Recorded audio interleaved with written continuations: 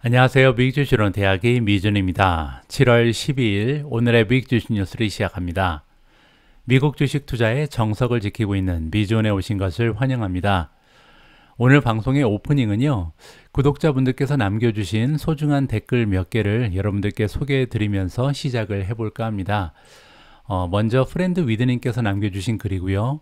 PGY라는 종목을 우리에게 소개해주고 계신데요. 업스타트와 거의 비슷한 테크놀로지를 사용하지만 그 규모는 업스타트에 비해서 엄청 큰 회사입니다. 현재는 1불대에 있지만 성장성은 업스타트에 비해 엄청나게 높을 것 같습니다. 2021년, 2022년 때 너무 높은 가격에 매수하여 아직 손실 중이지만 계속 추매하고 있습니다. 소파이가 사용하는 기업입니다. 라고 PGY라는 새로운 기업을 소개해 주셨습니다. 알겠습니다. 저도 이제 관심 종목에 넣어 놓고요. 계속해서 공부를 좀 해볼까 합니다. 자, 두 번째로 읽어드릴 댓글은요, 박석경님께서 남겨주신 글이고요. 항상 감사드립니다. 먼저 테슬라 FSD를 3년 전부터 이용하고 있는데 그때 만불에 섰는데 지금은 15,000으로 가격이 올랐고 매번 수시로 업그레이드 해주고 있습니다. 에어비앤비에 대해서는 미국에서 그 인기가 많이 식었습니다. 이유는 비용을 너무 많이 추가하는 것 때문입니다. 미국 현지에서 느끼는 것을 나누어 봅니다. 건강하고 늘 변함없는 정보 부탁드립니다. 감사합니다. 라고 정말 따뜻한 댓글을 남겨주셨습니다. 특히 이제 어제 방송을 보시고요. 테슬라의 그 풀 셀프 드라이빙 소프트웨어를 계속해서 무료로 업그레이드 해준다는 것을 직접 사용하고 계신 분께서 확인을 해 주셨습니다. 고맙습니다. 자, 그리고 밑으로 조금 더 내려가서요. 늘 감사합니다. 라고 김도훈님께서 남겨주셨고요. 어닝콜 스크립트 그리고 컨퍼런스 콜 레코딩을 어디서 들을 수 있을까요? 라고 질문을 해주셨는데요. 잠깐 보여드리겠습니다.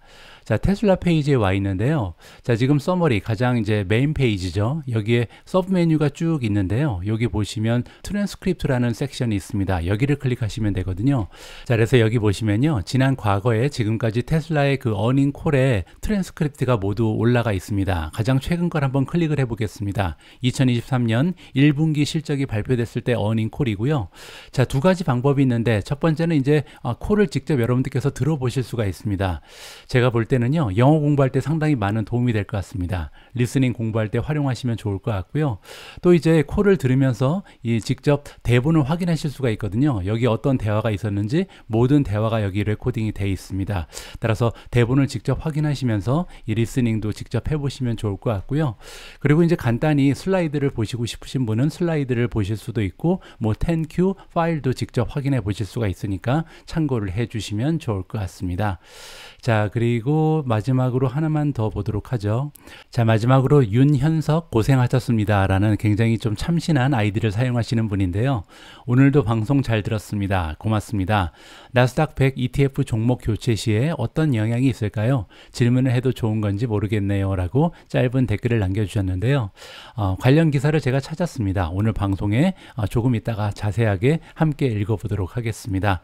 자, 이렇게 다양한 댓글을 읽어보면서 제가 방송에 많은 참고를 하고 있으니까요. 여러분들 여러 가지 다양한 정보도 공유해 주시고 또 때때로는 여러분들이 생각하실 때 좋은 종목을 발굴하셨으면 좀 공유도 해 주시고요.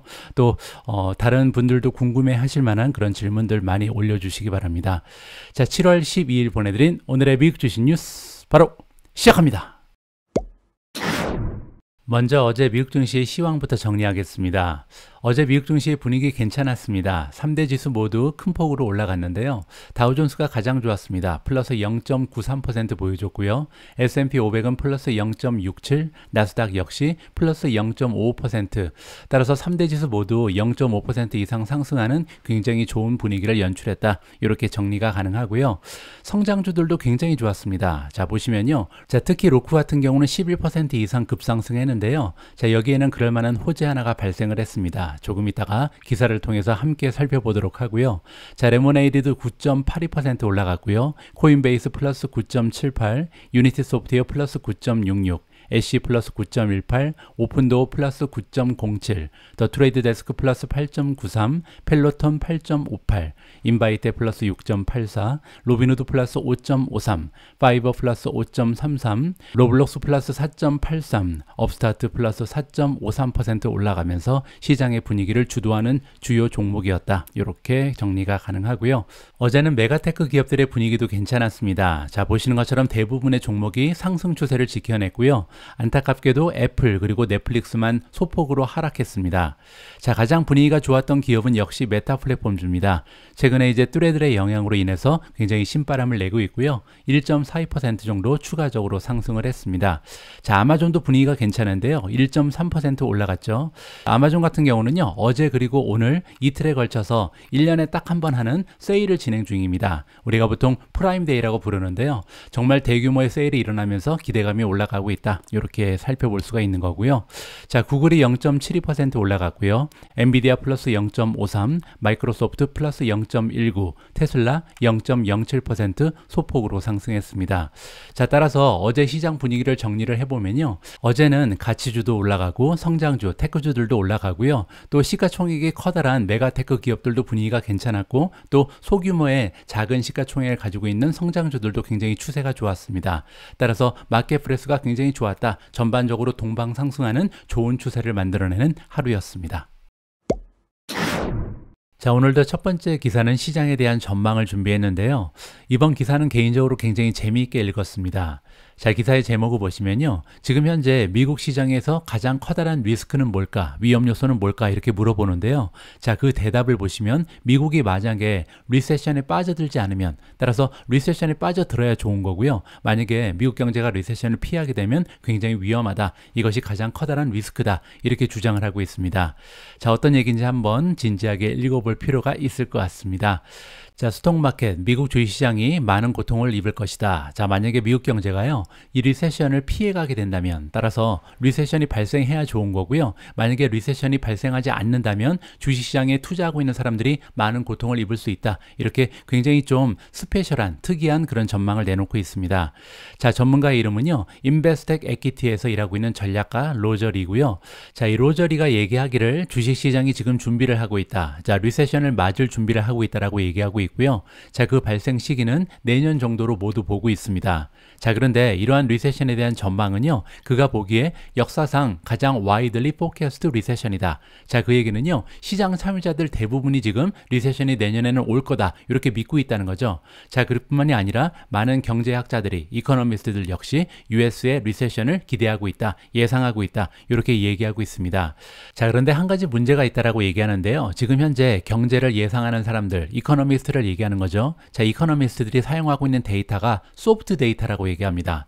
자, 소프트 데이터는 뭐냐면요, 가벼운 데이터, 따라서 사람의 느낌이나 아니면 의견이 들어가 있는 그런 데이터를 얘기합니다. 확실한 게 아니라는 거죠. 자, 그 얘기는요, PMI 지수 같은 것을 얘기합니다.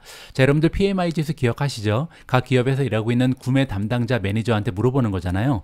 자, 지난달에 비해서 여러분이 일하고 있는 기업의 분위기가, 비즈니스가 더 좋아지고 있습니까? 아닙니까? 이렇게 물어보는 건데요. 이건 어디까지나 그들의 개인적인 의견, 개인적인 느낌이잖아요. 자, 이런 데이터가 PMI 지수가 지금 굉장히 많이 떨어졌죠. 특히 제조업이 그런데요. 이런 데이터에 의존을 해서 리세션이 올 것이다. 이렇게 예측한다는 거죠.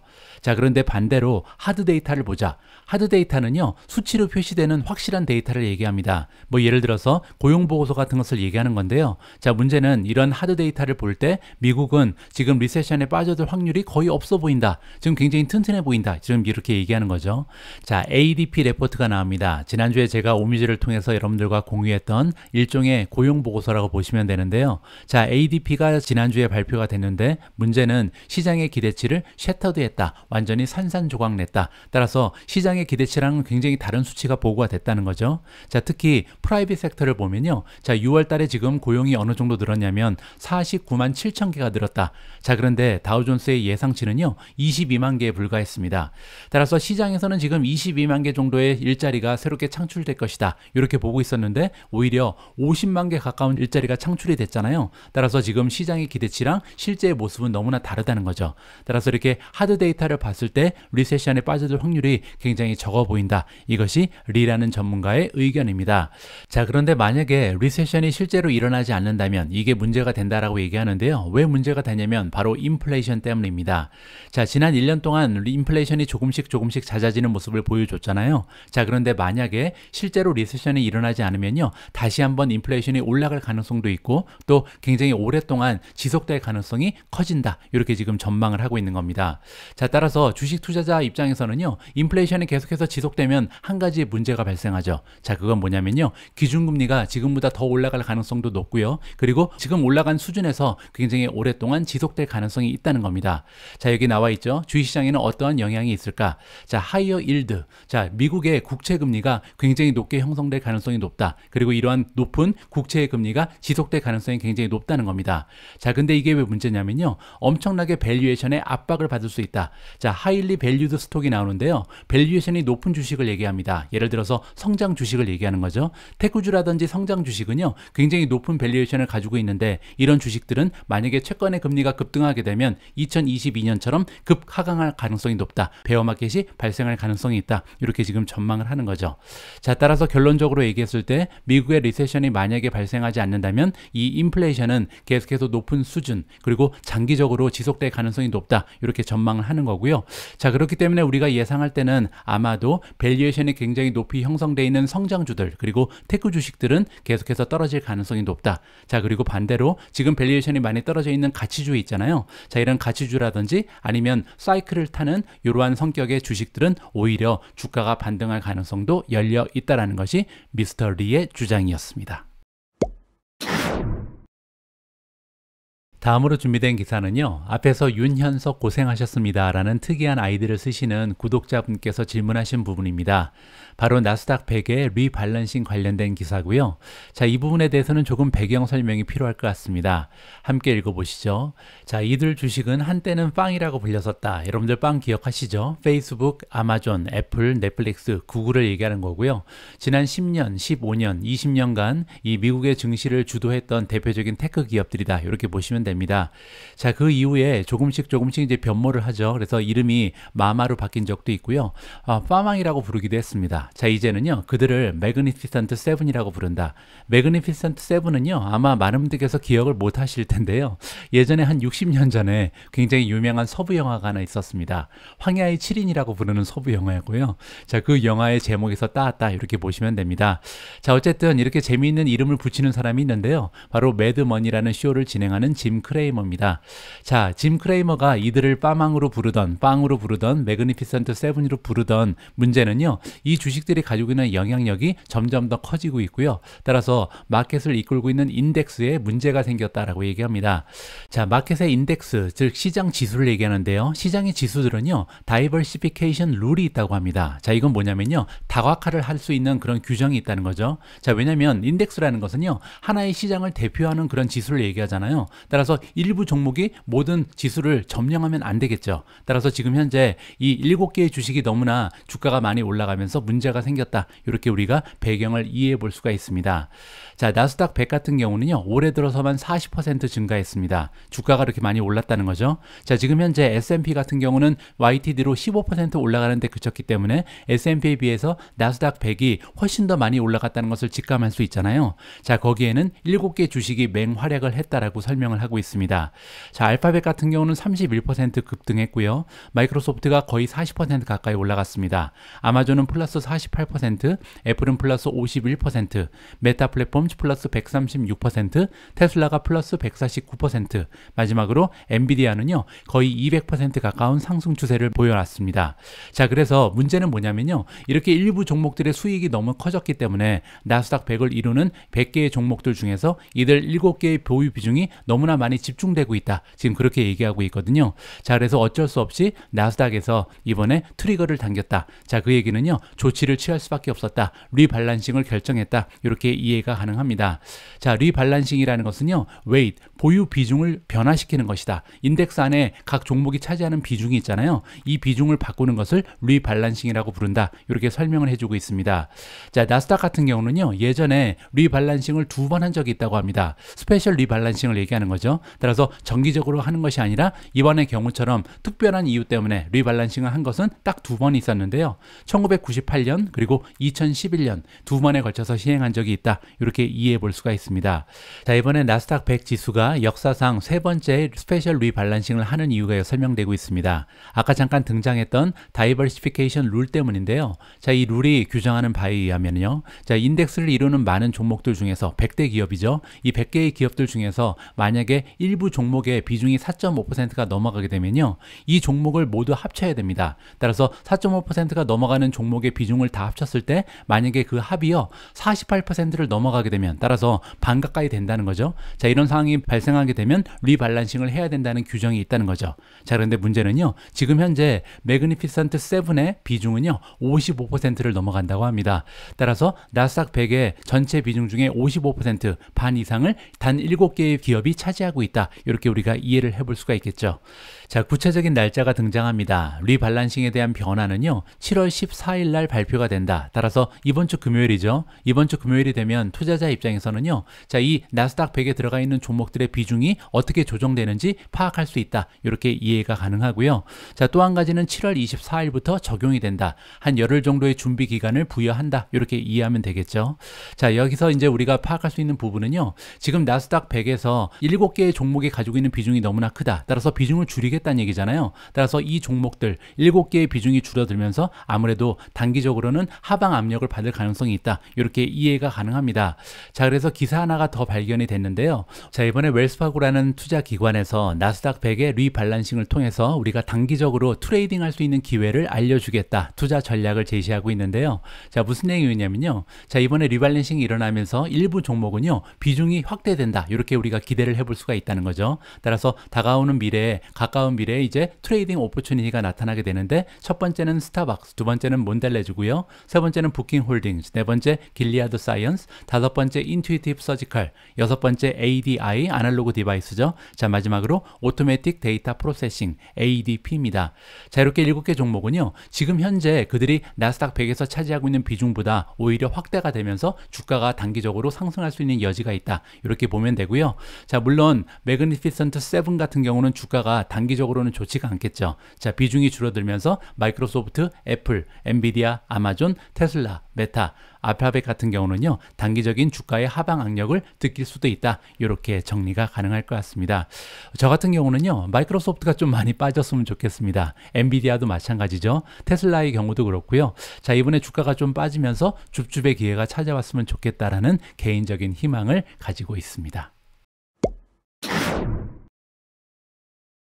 자, 다음으로 준비된 기사는요. 마이크로소프트의 액티비전 블리자드 인수권에 관련된 소식입니다.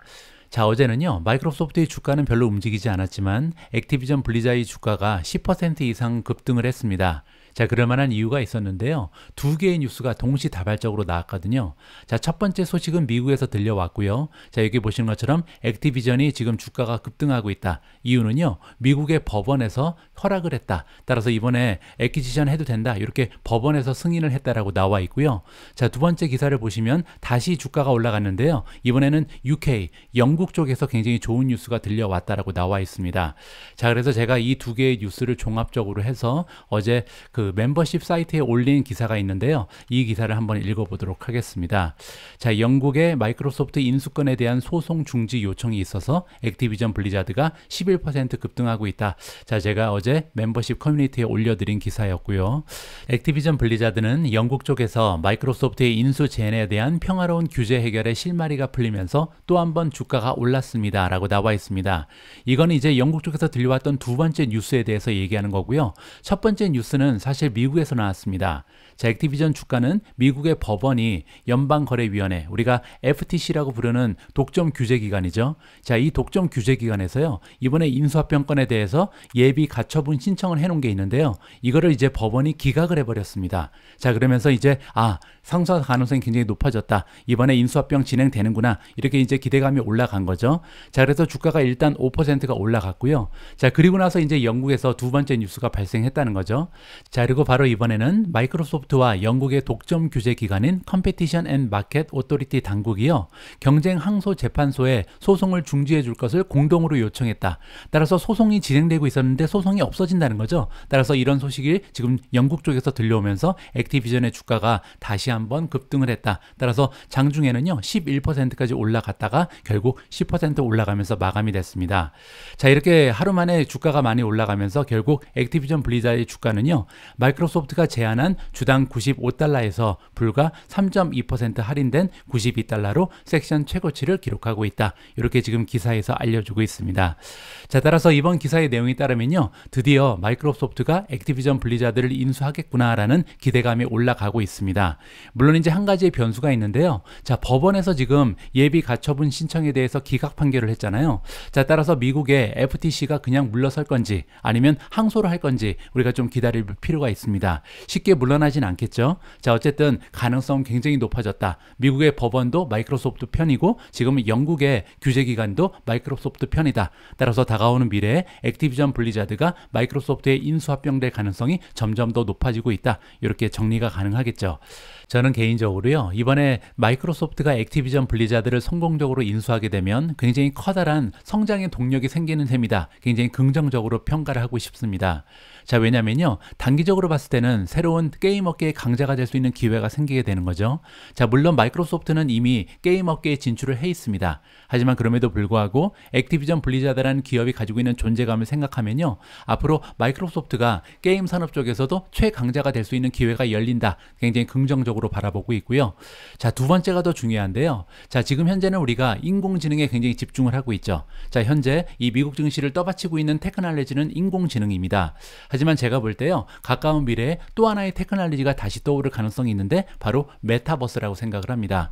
자, 그리고요, 메타버스에서 제가 볼 때는 우리 같은 소비자 시장도 굉장히 중요하지만요, 이 비즈니스 쪽의 시장도 무시할 수가 없거든요. 그리고 이 마이크로소프트라는 기업은 비즈니스 쪽에 이 메타버스 시장을 독점할 수 있는 굉장히 중요한 위치, 유리한 위치에 와 있다라고 생각을 합니다.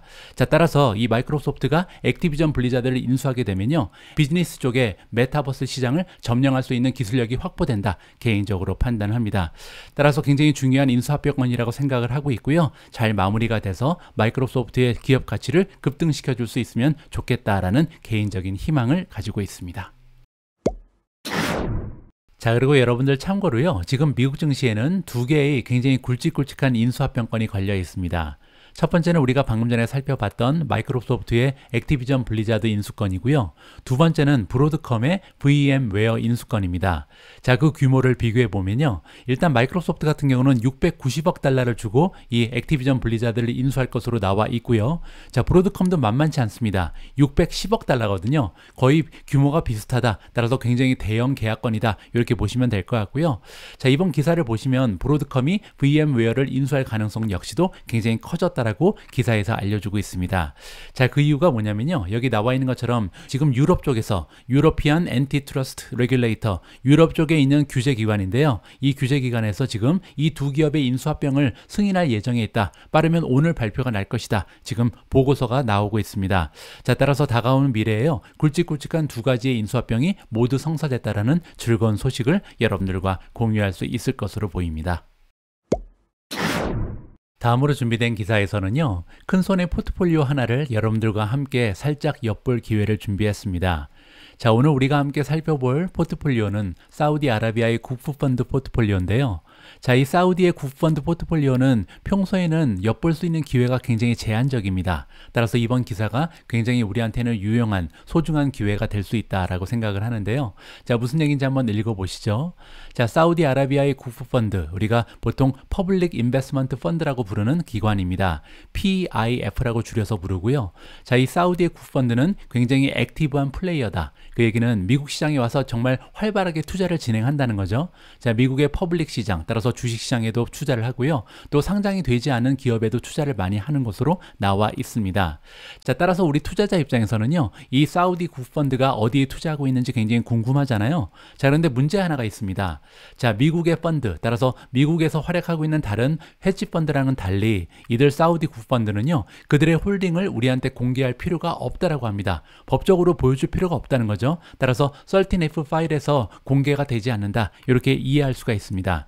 자, 그래서 이번에 소중한 기회가 나타나게 됐는데 PGA 그리고 LIV의 인수합병권이 걸려 있는데요. 자, 거기에서 이 국펀드의 포트폴리오가 공개되는 기회가 포착됐다, 이렇게 이해가 가능합니다. 자, 지금 현재 국펀드의 밸류를 보시면요, 무려 355억 달러가 투자가 되어 있습니다. 굉장한 규모죠. 자, 지금부터 함께 살펴보실 포트폴리오는 3월 31일 기준이고요. 자, 1분기 마감했을 때 현황입니다. 자, 지금 현재 기준에서 가장 많은 투자 자금이 들어가 있는 종목의 이름은 루시드겠죠.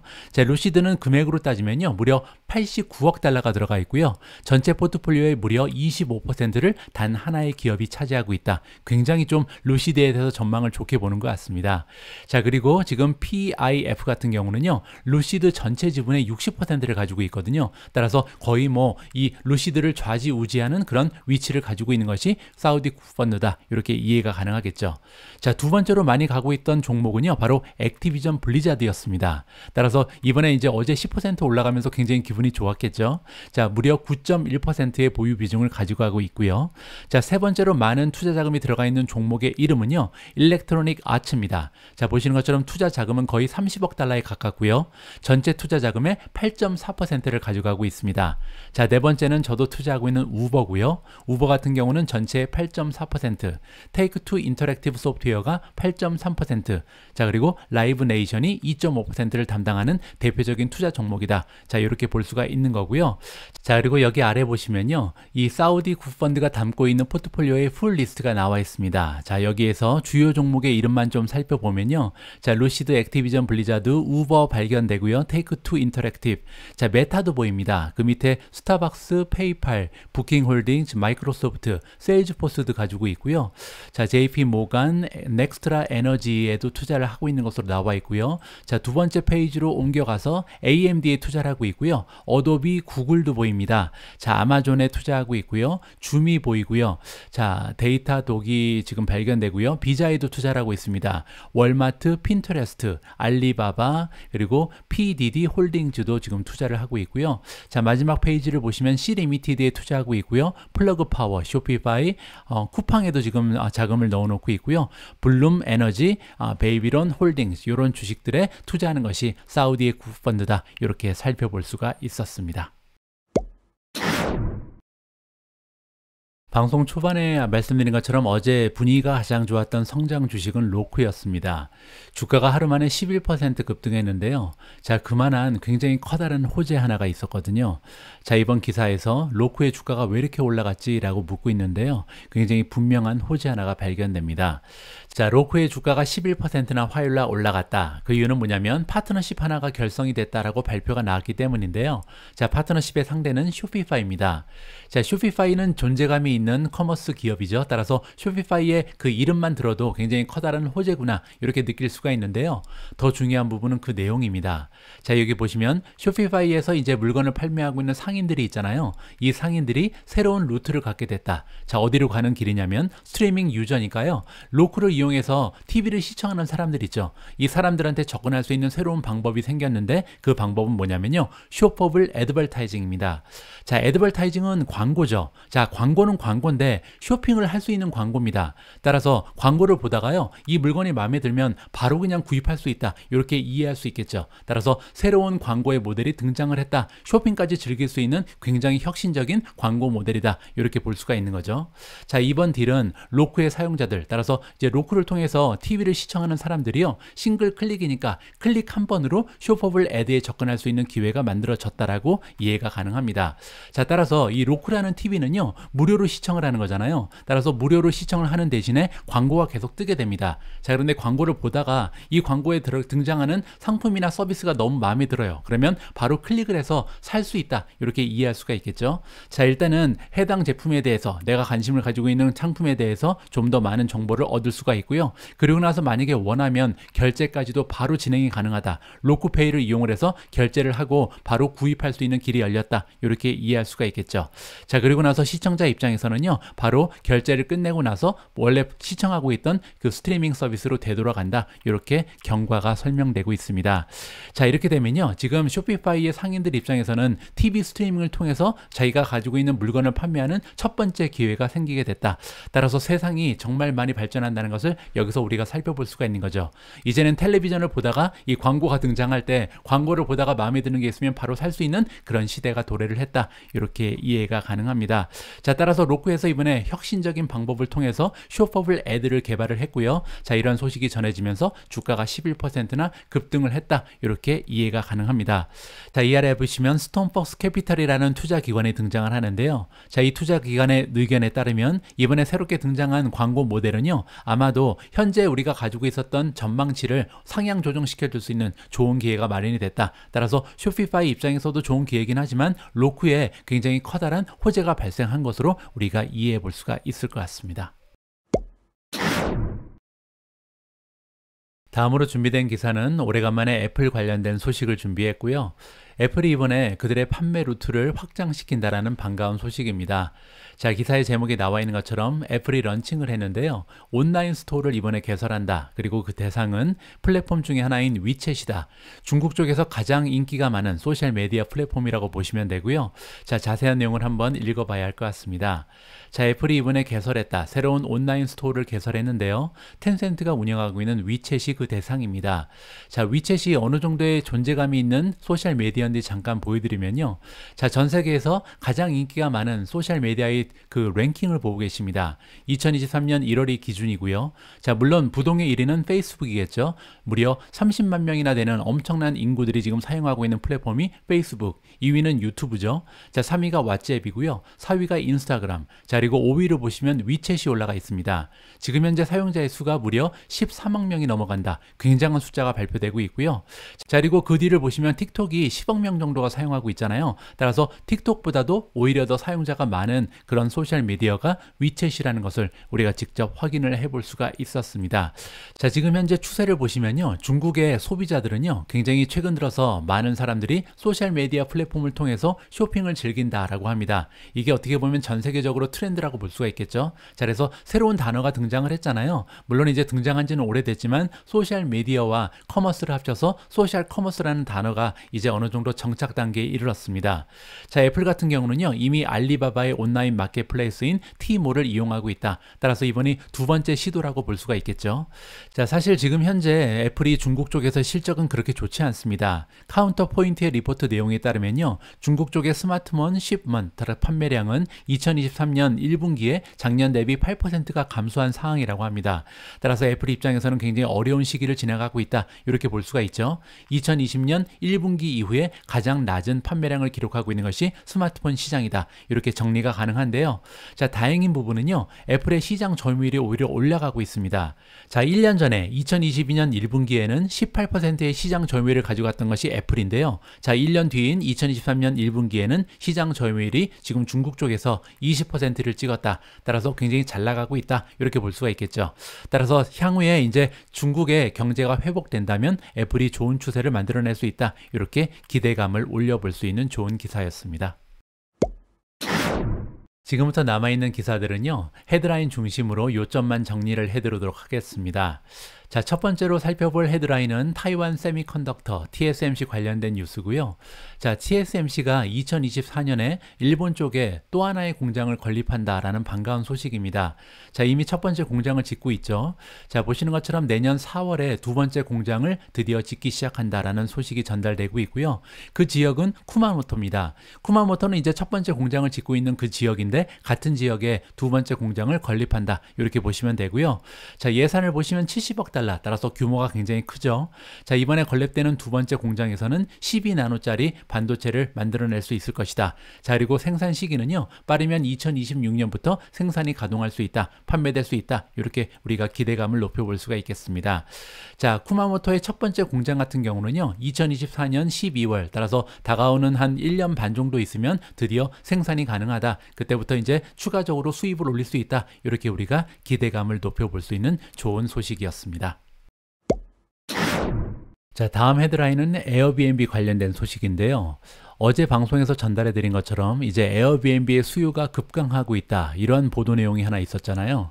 자, 여기에 대해서 니드암이라는 투자기관에서요, 카운터 펀치를 날렸습니다. 그렇지 않다, 에어비앤비의 수요 아직도 충분하다, 이러한 얘기를 하고 있는데요. 자, 조금 설명을 해드리면요, 니드암이 이번에 에어비앤비의 수요가 굉장히 좋다, 트렌드가 강력하다라고 얘기하면서 서플라이 트래커 업데이트를 했다라고 합니다. 그 얘기는요, 현장 상황을 직접 체크해 봤는데 에어비앤비에 대한 수요가 굉장히 좋다, 비즈니스 굉장히 양호하다, 이렇게 얘기하고 있는 거죠. 자, 에어비앤비뿐만 아니라 지금 엑스페디아의 VRBO도 굉장히 좋은 추세를 보인다. VRBO는요, 엑스페디아가 이제 에어비앤비랑 상대하기 위해서 만든 부서라고 보시면 됩니다. 홀리데이 렌탈을 하는 그런 디비전이다, 이렇게 이해하면 되는데요. 자, VRBO 같은 경우도 지금 먼스 오버 먼스니까요, 매달 성장률이 있는데 6월 달에 들어서 가장 좋은 성장을 보이고 있다. 따라서 홀리데이 렌탈 마켓이 살아나고 있다, 이렇게 얘기하고 있는 거죠. 자, VRBO 같은 경우는 지난달에 비해서 6월 달에 2.4% 성장을 한 것으로 나와 있고요. 작년 대비해서는 무려 11%나 올라갔습니다. 자, 그런데 에어비앤비는요, 오히려 이거보다 더 성장률이 좋죠. 5월 달에 13% 올라간 적이 있습니다. 자, 따라서 지금 현재 엑스피아드도 그렇고 에어비앤비도 그렇고 작년 대비 꾸준한 성장을 보여주고 있다, 이렇게 우리가 결론을 내볼 수가 있는 거고요. 자, 니드암의 의견에 따르면 에어비앤비는 점점 더 빠르게 성장을 하고 있다. 그 이유 중에 하나는요, 지금 우리가 휴가를 갈 때 이 휴양지뿐만 아니라 어반 에어리어, 따라서 도시 쪽에서도 에어비앤비를 사용하는 경우가 점점 늘어나고 있거든요. 따라서 이런 그 룰랄 에어리어 그리고 어반 에어리어 가리지 않고 시골 쪽 그리고 도시 쪽 모두 다 에어비앤비가 지금 위상을 떨치면서 점점 더 좋은 성장률을 기록하는 것이 지금 현재 비즈니스 상황이다, 이렇게 얘기해주고 있습니다. 자, 따라서 니드암에서는요, 에어비앤비의 목표 주가를 160까지 올려줬다. 자, 그렇게 되면요, 지금 현재 주가에서 16% 정도 추가적으로 올라갈 수 있는 여유가 있다, 이렇게 우리가 계산을 해볼 수가 있고요. 자, 이렇게 목표 주가를 올려준 이유는 현재 ADR이 굉장히 강력하다. ADR은요, Average Daily Rate의 약자입니다. 따라서 단가가 올라갔다는 거죠. 아까 이제 구독자 한 분께서 설명해 주신 것처럼 현재 에어비앤비의 가격이 굉장히 급등하고 있거든요. 따라서 뭐 수요가 약간 감소하는 면도 있겠지만 일단 가격이 올라갔기 때문에 매출은 계속해서 향상하는 모습을 보인다, 이렇게 설명이 가능할 것 같습니다. 자, 앞에서 니드암이라는 투자기관이요, 에어비앤비가 단가를 올리면서 매출을 증대시키고 있다, 이렇게 설명을 했잖아요. 자, 가격을 올리고 있는 또 다른 성장 기업이 있습니다. 바로 세일즈포스인데요. 자, 오늘 마지막으로 준비된 헤드라인이라고 보시면 될 것 같습니다. 자, 세일즈포스가 가격을 올린다라고 지금 나와 있는데요, 굉장히 커다란 의미가 있다라고 보시면 됩니다. 자, 세일즈포스가 지금 평균적으로 9% 정도 가격을 향상시키는데요. 자, 세일즈 클라우드, 서비스 클라우드, 마케팅 클라우드 가리지 않고 모든 제품의 가격을 10% 가까이 올린다, 이렇게 이해가 가능합니다. 자, 그런데 왜 중요한 의미가 있냐면요, 자, 마지막으로 세일즈포스가 제품의 가격을 올렸던 것은 거의 7년 전의 일이라고 합니다. 따라서 상당히 오랜 기간 동안 가격을 동결시켰는데 이번에 큰 폭으로 올린다. 그 얘기는요, 매출이 굉장히 큰 폭으로 올라갈 가능성이 높다, 이렇게 볼 수가 있겠죠. 자, 7년 만에 가격을 올리기 때문에 이탈하는 고객도 굉장히 적을 것으로 우리가 예상을 해볼 수가 있을 것 같고요. 자, 이번에 새롭게 적용되는 가격 같은 경우는요, 8월 달부터 적용이 되고요. existing customer, 따라서 이미 존재하는 고객 그리고 새롭게 들어오는 고객 가리지 않고 모든 고객한테 적용이 된다라고 이해해 볼 수가 있겠습니다. 7월 10일 보내드린 오늘의 미국 주식 뉴스는 여기까지입니다. 오늘 방송도 마지막까지 함께 해주셔서 감사합니다. 그리고 혹시 오늘 방송 컨텐츠 중에 여러분들 투자 활동에 도움이 되는 내용이 있었으면요, 소중한 댓글 그리고 좋아요도 꼭 부탁드립니다. 저한테는 많은 도움이 됩니다. 자, 그리고 아직까지 구독 버튼 누르지 않으신 분들 구독 버튼 꼭 한번 확인해 주시고요. 자, 저는 내일 다시 여러분들께 도움될 수 있는 기사 많이 취합해서 다시 인사드릴 수 있도록 하겠습니다. 우리 모두가 미국 주식 투자로 은퇴하는 그날까지 다 함께 화이팅입니다. 행복한 하루 되세요. 감사합니다.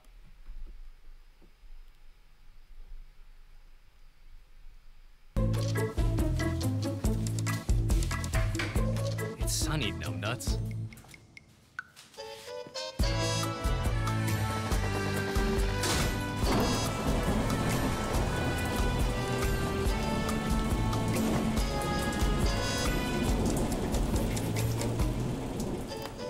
Stephen Kress, creator of Seeking Alpha's stock picking system. Seeking Alpha, all you need to know about investing in top stocks or in anything else. Seeking Alpha, be a better investor.